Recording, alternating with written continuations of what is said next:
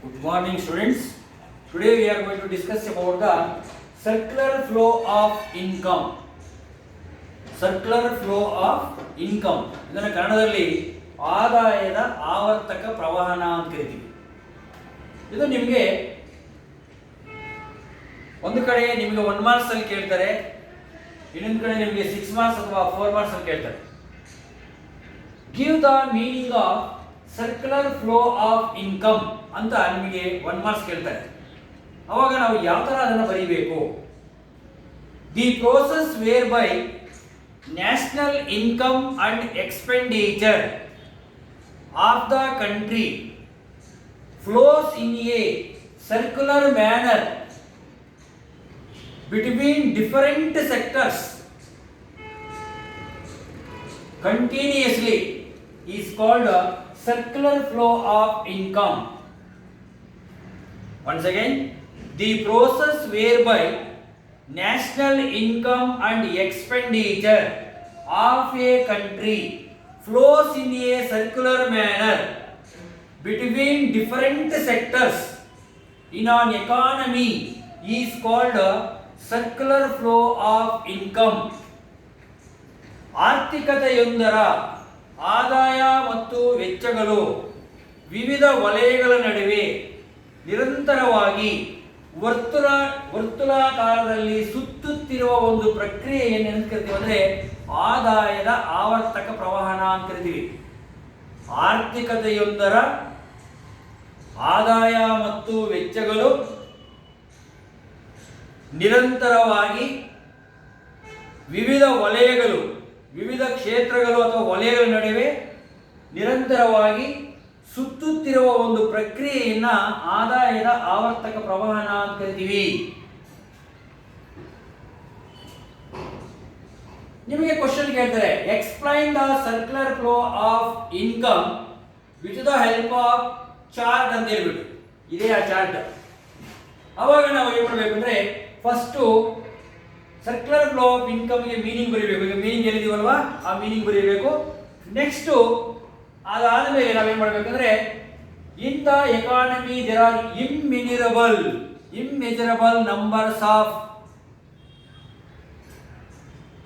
Factors or producers. There immeasurable numbers of factors of production are immeasurable numbers of factors. There are firms, households. Firms are producing the goods and services, and households are the owners of factors of production. They will sell the factors of production to the firms. Firms using the factors of production and producing the goods, they will sell it to the households. This process is continuous in the economy because human wants are unlimited. ಅಂದ್ರೆ ಆರ್ಥಿಕತೆಯಲ್ಲಿ ಗಣನೆಗೆ ಸಿಗದಷ್ಟು ಉತ್ಪಾದನಾಂಗಗಳು ಇರ್ತವೆ. ಇಲ್ಲಿ ಮುಖ್ಯವಾಗಿ ಕುಟುಂಬ ವಲಯ ಮತ್ತು ಉದ್ಯಮ ವಲಯ ಅನ್ನೋದಿರ್ತದೆ. ಈ ಕುಟುಂಬ ವಲಯವು ಏನಾಗಿರ್ತದೆ ಅಂದ್ರೆ ಉತ್ಪಾದನಾಂಗಗಳ ಒಡೆಯನಾಗಿರ್ತದೆ. ಏನು? ಭೂಮಿ, ಶ್ರಮ, ಬಂಡವಾಳ, ಸಂಘಟನೆ ಇವುಗಳ ಒಡೆಯನಾಗಿದ್ದು ಇವುಗಳನ್ನ ಉದ್ಯಮ ವಲಯಕ್ಕೆ ಇದು ಮಾಡ್ತದೆ. ಯಾವುದು? ಕುಟುಂಬ ವಲಯ. ಆ ಉದ್ಯಮ ವಲಯ ಇವುಗಳನ್ನು ಕೊಂಡುಕೊಂಡು ಅವುಗಳಿಗೆ ಬೇಕಾಗಿರ್ತಕ್ಕಂಥ ವಸ್ತುಗಳನ್ನ ಉತ್ಪಾದನೆ ಮಾಡಿ ಕುಟುಂಬ ವಲಯಕ್ಕೆ ಪೂರೈಕೆ ಮಾಡ್ತದೆ. This process is continuous in the economy. ಅಂದ್ರೆ ಈ ಪ್ರಕ್ರಿಯೆ ಆರ್ಥಿಕತೆಯಲ್ಲಿ ನಿರಂತರವಾಗಿರುತ್ತದೆ. Because of human wants are unlimited. ಅಂದ್ರೆ ಮಾನವನ ಬಯಕೆಗಳು ಅಪರಿಮಿತವಾಗಿರುತ್ತವೆ. ಅದರಿಂದ ಈ ಉತ್ಪಾದನಾ ಪ್ರಕ್ರಿಯೆ ಎನ್ನುವುದು ನಿರಂತರವಾಗಿರುತ್ತದೆ. Production will generate income. Income will leads to the expenditure. ಉತ್ಪಾದನೆ ಎನ್ನುವುದು ಆದಾಯವನ್ನು ಸೃಷ್ಟಿಸಿದರೆ ಆದಾಯವು ವೆಚ್ಚವನ್ನ ಸೃಷ್ಟಿಸುತ್ತದೆ. This is continuous process in the economy. ಅಂದ್ರೆ ನಾವು ಉತ್ಪಾದನೆ ಮಾಡದಂತೆಲ್ಲ ಆದಾಯ ಹೆಚ್ಚಾಗುತ್ತೆ, ಆದಾಯ ಹೆಚ್ಚಾದಂತೆಲ್ಲ ವೆಚ್ಚವೂ ಕೂಡ ಹೆಚ್ಚಾಗುತ್ತದೆ. ಈ ಪ್ರಕ್ರಿಯೆ ಎನ್ನುವುದು ನಿರಂತರವಾಗಿ ನಡೀತಾ ಇರುತ್ತೆ. ಅದರಿಂದ ಏನು ಹೇಳ್ತೀವಿ ಅಂದ್ರೆ circular flow of income. Let us now we how the income takes place, income and expenditure takes place in a simple economy. How the income and expenditure takes place in simple economy? What is simple economy? Simple economy is one in which there is no external trade, there is no savings, there is no government and external trade. Only two sectors are exist, that is household sector and firm sector. ಅಂದ್ರೆ ಸರಳ ಆರ್ಥಿಕತೆ ಅಂದ್ರೆ ಒಂದು ಆರ್ಥಿಕತೆಯಾಗಿದ್ದು ಇಲ್ಲಿ ಉಳಿತಾಯ ಇರುವುದಿಲ್ಲ, ಬಾಹ್ಯ ವ್ಯಾಪಾರ ಅನ್ನೋದು ಇರುವುದಿಲ್ಲ. ಇಲ್ಲಿ only two sectors are exist. One is household sector, another one is firm sector. ಒಂದು ಕುಟುಂಬ ವಲಯ ಇರ್ತದೆ, ಇನ್ನೊಂದು ಉದ್ಯೋಗ ವಲಯ ಮಾತ್ರ ಇರ್ತದೆ. ಇಲ್ಲಿ ಯಾವುದೇ ಅಂತಾರಾಷ್ಟ್ರೀಯ ವ್ಯಾಪಾರ ಇರುವುದಿಲ್ಲ, ಉಳಿತಾಯ ಇರುವುದಿಲ್ಲ. ಇದು simple economy. Now we can understand the circular flow of income with the help of the following assumptions. ಈಗ assumption number 1. There are two sectors in the economy. One is household sector, another one is firm sector. ಆರ್ಥಿಕತೆಯಲ್ಲಿ ಎರಡು ವಲಯಗಳಿರ್ತದೆ. ಒಂದನೇದು ಕುಟುಂಬ ವಲಯ, ಇನ್ನೊಂದು ಉದ್ಯಮ ವಲಯ ಅಂತ. ಇದು ಒಂದನೇ ಕಲ್ಪನೆ. ಎರಡನೇ assumption, households are the owners of factors of production. They will supply the factor service to the household, factor service to the firms. Household sectors are the owners of factors of production. They will supply the factor service to the firms. Next, ಮೂರನೇದು, firms produce the goods and services by using household factors of production, by using household factor services or by using household factors of production services. ನಾಲ್ಕನೇ ಕಲ್ಪನೆ, households receive the rewards for their factor service in the firms in the form of rent, wages, interest and profit. They spend their entire income for the consumption of goods. There is no savings. ಕುಟುಂಬ ವಲಯಗಳು ಆದಾಯವಾಗಿ ಕೂಲಿ, ಗೇಣಿ, ಬಡ್ಡಿ, ಲಾಭದ ರೂಪದಲ್ಲಿ ಈ ಉದ್ಯಮಗಳಿಂದ ಆದಾಯವನ್ನು ಸಂಗ್ರಹಿಸುತ್ತದೆ. ತಾವು ಸಂಗ್ರಹಿಸಿದ ಎಲ್ಲ ಆದಾಯವನ್ನ ಖರ್ಚು ಮಾಡಿಬಿಡುತ್ತದೆ. ಏನು? ಉದ್ಯಮ ವಲಯವು ಉತ್ಪಾದನೆ ಮಾಡಿರ್ತಕ್ಕಂಥ ಸರಕು ಮತ್ತು ಸೇವೆಗಳನ್ನು ಕೊಂಡುಕೊಳ್ಳುವುದಕ್ಕೆ ಉಳಿತಾಯ ಅನ್ನೋದಿರುವುದಿಲ್ಲ. ನೆಕ್ಸ್ಟ್, ಐದನೇ, firms supply the goods and services. We should not maintain any inventories. Firms supply entire production to the market. There is no inventory.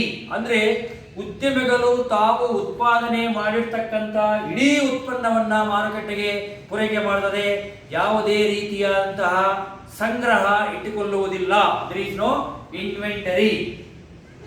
There is a existence of simple economy. No savings, no external trade. These are assumptions made for understanding the circular flow of income. ಅಂದ್ರೆ ಆದಾಯದ ಆವರ್ತಕ ಪ್ರವಾಹವನ್ನು ನಾವು ಅರ್ಥ ಮಾಡಿಕೊಳ್ಳೋದಕ್ಕೆ ಈ ಕಲ್ಪನೆಗಳ ಅವಶ್ಯಕತೆ ಇದೆ. ಅಂದ್ರೆ ಏನು? ಒಂದನೇ ಕಲ್ಪನೆ ಏನು? ಕೇವಲ ಎರಡು ವಲಯಗಳಿರ್ತದೆ. ಒಂದನೇದು ಕುಟುಂಬ ವಲಯ ಮತ್ತು ಉದ್ಯಮ ವಲಯ. ಕುಟುಂಬ ವಲಯವು ಉತ್ಪಾದನಾಂಗಗಳ ಒಡೆಯನಾಗಿರ್ತಾನೆ ಮತ್ತು ಅವುಗಳನ್ನು ಉದ್ಯಮ ವಲಯಕ್ಕೆ ಮಾರಾಟ ಮಾಡ್ತಾನೆ. ಉದ್ಯಮ ವಲಯವು ಕುಟುಂಬ ವಲಯದಿಂದ ಪಡೆದಿರತಕ್ಕಂಥ ಉತ್ಪಾದನಾಂಗಗಳನ್ನು ಬಳಸಿಕೊಂಡು ಸರಕು ಮತ್ತು ಸೇವೆಗಳನ್ನು ಉತ್ಪಾದನೆ ಮಾಡುತ್ತದೆ. ಕುಟುಂಬ ವಲಯವು ಉದ್ಯಮ ವಲಯದಿಂದ ಆದಾಯವನ್ನು ಗಳಿಸುತ್ತದೆ. ಯಾವ ರೀತಿ? ಕೂಲಿ, ಗೇಣಿ, ಬಡ್ಡಿ, ಲಾಭದ ರೂಪದಲ್ಲಿ. ತಾನು ಗಳಿಸಿದ ಇಡೀ ಆದಾಯವನ್ನ ಖರ್ಚು ಮಾಡಿಬಿಡುತ್ತದೆ, ಯಾವುದೇ ಉಳಿತಾಯ ಇಟ್ಕೊಳ್ಳೋದಿಲ್ಲ. ಉದ್ಯಮ ವಲಯವು ಕುಟುಂಬ ವಲಯದ ಉತ್ಪಾದನಾಂಗಗಳ ಸೇವೆಯಿಂದ ಉತ್ಪಾದನೆ ಮಾಡಿರ್ತಕ್ಕಂಥ ಎಲ್ಲಾ ಸರಕುಗಳನ್ನ ಮಾರುಕಟ್ಟೆಗೆ ಪೂರೈಕೆ ಮಾಡಿ ಮಾರಾಟ ಮಾಡಿಬಿಡ್ತದೆ. ಯಾವುದೇ ಸ್ಟಾಕ್ ಇಟ್ಕೊಳ್ಳುವುದಿಲ್ಲ ಅಥವಾ ಯಾವುದೇ ಸಂಗ್ರಹ ಇಟ್ಕೊಳ್ಳುವುದಿಲ್ಲ. ಆರ್ಥಿಕತೆಯಲ್ಲಿ ಒಂದು ಸರಳ ಆರ್ಥಿಕತೆ ಅಸ್ತಿತ್ವದಲ್ಲಿ ಇಲ್ಲಿ ಯಾವುದೇ ರೀತಿಯಾದಂತಹ ಉಳಿತಾಯ ಆಗಿರಬಹುದು ಅಥವಾ ಅಂತಾರಾಷ್ಟ್ರೀಯ ವ್ಯಾಪಾರ ಆಗಿರುವುದು ಇರುವುದಿಲ್ಲ. ಇವುಗಳನ್ನು ಇಟ್ಕೊಂಡು ನಾವು ಆದಾಯದ ಆವರ್ತಕ ಪ್ರಮಾಣವನ್ನ ನಾವು ಒಂದು ಚಾರ್ಟ್ ಮುಖಾಂತರ ಅರ್ಥ ಮಾಡ್ಕೋಬಹುದು. By observing or by understanding the above assumptions, now we can explain the circular flow of income with the help of the following chart. In the above chart, it is clear that there are two sectors, firm and household sectors. Firm sector and household sector. Household sector. Household sector are the owners of factors of production. It will supply the factors of production. Factors of production like land, labor, capital, organization to the firms. Household sector supply the factor services to the firms like land, labor, capital, organization. By using these services, firms are producing goods and services. Due to the factor service, firms are giving rewards to the households, that is factor payments to the households in the form of rent, wages, interest and profit. This is rewards. By using these rewards, the households spend their income for the purchase of goods and services. Produced by the households. ನೋಡಿ, ಈ chart ಅಲ್ಲಿ ಏನಂತಿದೆ ನೋಡ್ಕೊಳ್ಳಿ. ಈಗ inside ನೋಡಿ, outside ಆರೋ ನೋಡಿ, house holds ಈ ಹೊರಗಡೆ ಇರ್ತಕ್ಕಂಥ ಆರೋ ನೋಡಿದಾಗ ಕುಟುಂಬ ವಲಯಗಳು ಉದ್ಯಮ ವಲಯಕ್ಕೆ land, labour, capital, organisation supply ಮಾಡ್ತದೆ. ಯಾರಿಗೆ? ಕುಟುಂಬ ವಲಯದಿಂದ ಉದ್ಯಮ ವಲಯಕ್ಕೆ. ಈ ಉದ್ಯಮ ವಲಯವು ಇದನ್ನ ಇಟ್ಟುಕೊಂಡು ಏನು ಮಾಡ್ತದೆ ಅಂದ್ರೆ, ಇದನ್ನ ಇಟ್ಕೊಂಡು ಅವರಿಗೆ ಪೇಮೆಂಟ್ ಕೊಡ್ತದೆ. ಏನಂತ? ಇವರು ಕಳಿಸಿದ್ದಕ್ಕಾಗಿ ಇವರಿಗೆ ಪೇಮೆಂಟ್ ಕೊಡ್ತದೆ. ಏನು? Rent, wages, interest and profit ಅನ್ನ ಕೊಡ್ತದೆ. ಯಾರಿಗೆ? ಕುಟುಂಬ ವಲಯಕ್ಕೆ. ಇದು ಒಂದು ಸೈಡ್ ಆಯ್ತು. ನೆಕ್ಸ್ಟ್, ಎಬವ್ ಆರೋದಲ್ಲಿ ಇವರಿಗೆ ಆದಾಯವನ್ನು ಮಾಡಿಕೊಟ್ಟಿರೋದ್ರಿಂದ ಅವ್ರು ಏನ್ ಮಾಡ್ತಾರೆ ಅಂದ್ರೆ, ಇವರ ಫ್ಯಾಕ್ಟರಿ ಸರ್ವಿಸ್ ಅನ್ನು ಇಟ್ಕೊಂಡು ಅವರು ಸರಕು ಮತ್ತು ಸೇವೆಗಳನ್ನು ಉತ್ಪಾದನೆ ಮಾಡ್ತಾರೆ. ಯಾರವರು? ಉದ್ಯಮದವರು. Firms are producing goods and services by using the factor service supplied by the households. Goods and service ಅನ್ನ ಪ್ರೊಡ್ಯೂಸ್ ಮಾಡಿ ಸಪ್ಲೈ ಮಾಡ್ತದೆ. ಆವಾಗ ಸಪ್ಲೈ ಮಾಡಿರ್ತಕ್ಕಂಥ ಗೂಡ್ಸ್ ಅಂಡ್ ಸರ್ವಿಸಸ್ ಅನ್ನ ಕುಟುಂಬ ವಲಯವು ಕೊಂಡುಕೊಳ್ಳುತ್ತದೆ. ಮಾರ್ಕೆಟ್ಗೆ ಹೋಗಿ ಯಾವ ತರ ಕೊಂಡ್ಕೊಳ್ತಾರೆ ಅಂದ್ರೆ, ತಾವು ಈಗಾಗಲೇ ಉದ್ಯಮದ ಹತ್ರ ಪಡೆದಿರ್ತಕ್ಕಂಥ ಆದಾಯದಿಂದ ಅವುಗಳನ್ನ ಕೊಂಡ್ಕೊಳ್ತದೆ. ಈ ರೀತಿಯಾಗಿ ಈ ಪ್ರಕ್ರಿಯೆ ಇರೋದು ನಿರಂತರವಾಗಿ ನಡೀತಾನೇ ಇರ್ತದೆ. ಇದಕ್ಕೊಂದು ಬೆಸ್ಟ್ ಎಕ್ಸಾಂಪಲ್ ಅಂದ್ರೆ, ನಾವು ನಮ್ಮ ಜಮೀನಿನಲ್ಲಿ ಒಂದು ಭತ್ತವನ್ನ ಬೆಳೆದಿದ್ದೀವಿ ಅನ್ಕೊಳ್ಳಿ. ನಾವು ಭತ್ತವನ್ನು ಬೆಳೀತಾ ಇದೀವಿ. ನಾವು ಕೂಲಿಗಾರರನ್ನ ಇಟ್ಕೊಂಡಿದ್ದೀವಿ, ಒಂದು 10 ಜನ. ಭತ್ತವನ್ನು ಬೆಳೆಯುವುದಕ್ಕೆ ನಾವು 10 ಜನ ಕೂಲಿಗಾರ ಇಟ್ಕೊಂಡಿದ್ದೀವಿ. 10 ಜನಕ್ಕೆ ನಾವು ಲೇಬರ್ ರೂಪದಲ್ಲಿ, ವೇಜ್ ರೂಪದಲ್ಲಿ ಅವರಿಗೆ ಹಣ ಕೊಟ್ಟಿದ್ದೀವಿ.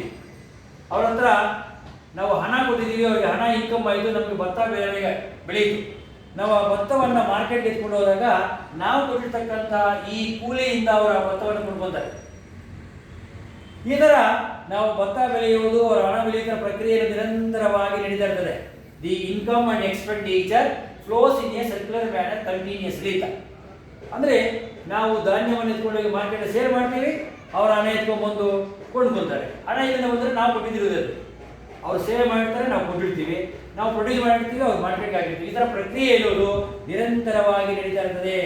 Economic activity is not a stagnance because human wants are unlimited.